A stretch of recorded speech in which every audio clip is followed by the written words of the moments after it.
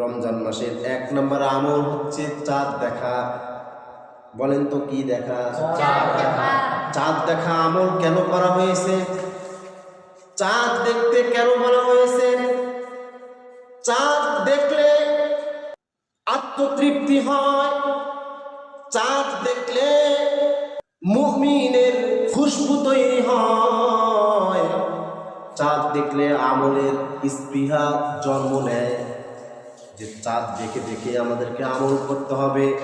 চাঁদ উঠে গেছে, আমরা আর বসে থাকবো না। চাঁদ উঠে গেছে যেহেতু, চাঁদ দেখা মাত্রই আমাদের আমল শুরু করতে হবে। এই জন্য চাঁদ দেখতে হবে। 1 নম্বর আমল কি? আমরা চাঁদ দেখবো তো ইনশাআল্লাহ।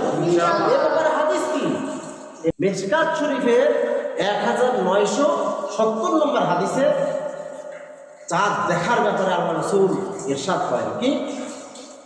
وعن أبي هريرة رضي الله تعالى عنه قال قال رسول الله صلى الله عليه وآله وسلم صوموا لرؤيته وأفطروا لرؤيته